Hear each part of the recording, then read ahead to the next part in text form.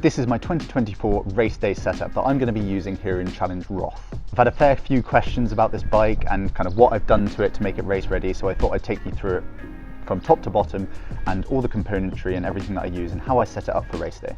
So whilst there's a lot of just like off-the-shelf stuff on this trek, I've also made a few edits myself so that I can really get the most out of it for me, because not everything suits everyone. So there's a few bits and pieces on here that I'll go into that I've just made a few edits to make it a little bit faster and also a little bit more comfortable. Starting from the top, the cockpit, I have made a few edits.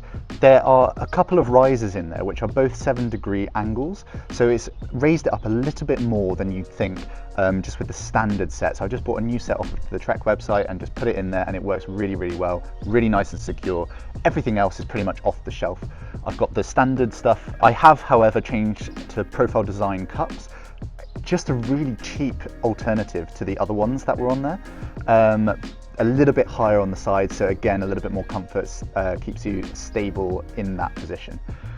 The pads are a little bit average, they're a little bit thin, so I wouldn't necessarily recommend them, but at the same time, they are cheap, so you get what you pay for. Other than that, I've put a little bit of padding on the front end of the skis, just to add a little bit of comfort, but also to close the gap in between my forearms and the skis themselves, because you see a lot of these designs, such as the Drag to Zero or any of them, the Envy skis, they all have that little curve, so it blocks the gap in between your forearms and where your hands are positioned. I've also got the between the arm bottle mount in between the skis. This does push my arms a little bit wide, so I'm going to maybe revisit that in the future, but it adds another 750 ml of storage in there for water or carbohydrates or whatever. I tend to use it for water and electrolytes, and I have my carbohydrates in one of the bottles on the back. On top of that, between the arm mount, I've also got another bottle cage with a litre bottle of water usually. Again, this adds extra storage, more fluids, because I definitely need them on race day, and yeah, it closes up that gap in between my chest. I run a Garmin, I think it's a 530, which is quite small, fits nicely in between, and I run the SRAM Axis ETAP group set. So that's got the little blips on the front end, standard Bontrager bar tape, which I've not changed since I've got it. Probably needs a little bit of a refresh, but yeah, that's what's on there at the moment. What I do quite like about the SRAM componentry are these brakes. They have the little basically ledge that your hands run up to, so that when you're going down a hill you don't feel as though you're going to fall off the front of them. So that's nice and bulbous there, so that your hands fit nicely on and they feel nice and secure. The brakes themselves are really good, disc brakes. I've got 160 rotors on there, so that again, I'm not the lightest, so it's, if you're going fast and you're a little bit heavy and you're going fast down a hill, you want to be able to stop, so that's what I use on both front and rear. Moving down to the wheel sets, I use the 6.7 SES Envy wheels and the disc wheel that they've got as well, the Envy disc wheel.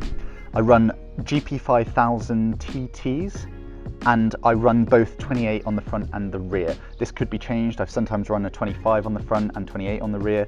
Envy sometimes recommend a 25 on both, but I've also heard that 28s are fine also, and I prefer a 28 because you can run lower PSI, it's a little bit more comfortable, and that's what I kind of prioritize when I'm going around on the course, especially if it's a little bit bumpy. You want to be able to put out high power and not worry about how much pressure's in your tyres. I run the standard Bontrager saddle. It's just a high-low Bontrager saddle, I think one of the top of the range ones, so it's got the carbon rails, but to be honest, you don't need them, it's just a bit of weight saving. The frame itself is the SLR version, so it's the lightweight frame. Not sure about it. I've had an issue with it in the past where it's cracked, but at the same time, unbelievable frame, very, very quick and very light. So yeah, I think in terms of performance, superb. In terms of travel, you know, maybe not, but at the same time, still unbelievable in terms of racing. Moving on to the storage, I've got the 750 bottle here. A little bit awkward to take from if you're going fast into the wind, so I tend to drink it on the hills, just because if you turn it on its side, it catches the wind quite severely. And then on the rear, another litre bottle on this rear bottle cage. So that's actually almost 3.5 litres that you can carry on the bike. So 750, 750, 1. So yeah, I think all in all, quite a lot of storage on this bike. I could also put another bottle on the back if I want to. I've removed the front derailleur.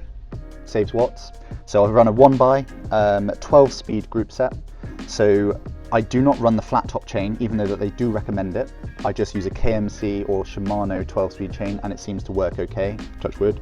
I've had 1 drop chain in all of the races and training that I've done. So hopefully it doesn't happen again, but at the same time, it's worked well for me so far. I run Shimano Dura Ace or Ultegra pedals, standard. The carbon cranks from SRAM Red Axis, and then a Drag to Zero 54 tooth chain ring. Could go bigger, probably should, just haven't changed it since I got it. Quark Dub Zero, I think, or Drag to Zero Axis group set, power meter. So that works really well, like literally plug and play, can't complain about that whatsoever.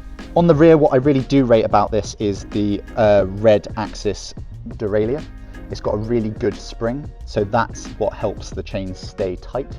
And I think that is actually a really good investment for the future if you are looking to invest in anything in upgrading your componentry, especially with this 12-speed 1 by setup. The disc wheel is awesome, really rate it, very, very quick. The hubs in both of them are Chris King, so really, really nice, sings very, very true, and yeah, manages to hold that speed nicely. I think that's everything on the bike, but if you do have any questions, hit up the comments below, and hopefully it goes well and I go well on race day here in Roth. Thanks for watching, and I'll see you next time.